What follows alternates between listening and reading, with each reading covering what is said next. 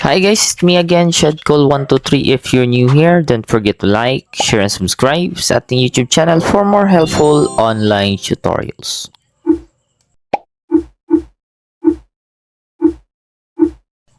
Good day everyone! So sa video na ito, ipapakita ko ang step-by-step process kung paano mag-enroll ng transfer student sa LIS.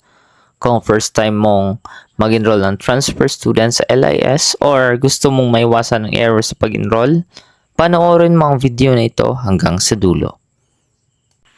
Okay, so una, login lang natin ang ating account sa LIS. Ayan, X ang natin yan. Ayan, ilagay natin yung ating username pati yung password. Then, after nyan, login lang tayo. So, nandito na po tayo sa dashboard. Ayan, close lang po natin yan. Okay, let's close it. Yan, then punta po kayo sa list of classes. Assuming na nakapag-create na po kayo ng class, ayan. So, click lang natin, open lang natin yung class dito. So, grade 10 lobster. Ayan. So, since nakagawa na tayo, click lang natin yung enroll learner. Ayan. Then, click lang natin yung proceed. Ayan. Then, search lang natin yung LRN. Let's check if okay ba tong LRN nila? Masi-search ba natin?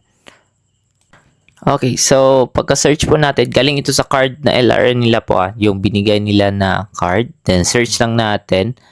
Ayan, so check lang natin yung pangalan if magkatugma ba doon sa card. Then click natin yung free view if graduate ba talaga yung bata or may nakatatak na promoted. Then after you click continue. Ayan, then after dyan, what is the date of the first attendance sa student, kailan siya pumasok, una niyang pagpasok, ayan. Then, after nyan, click lang natin yung continue.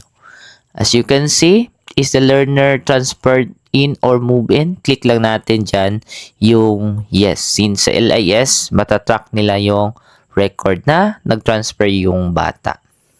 Then, after dyan, if you click dito, di ba, wala na. So, wag na nating pakialaman yan. Then, scroll down lang natin. Ayan. So, check lang natin lahat. Then, click na natin yung enroll. Okay, so, ganun lang po kadali mag-enroll ng transferred learner sa LIS. Hoping may natutunan po tayo. Then, click lang yung transferred. Ayan. So, pending pa po yan.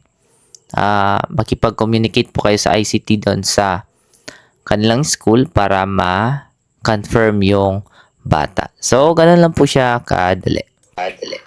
And that's all for today, guys. Hopefully, you like our video for today. Please like, share, and subscribe sa ating YouTube channel for more helpful online tutorial. If may mga katanungan po tayo, just comment down below para sagutin po natin ang mga katanungan na yan.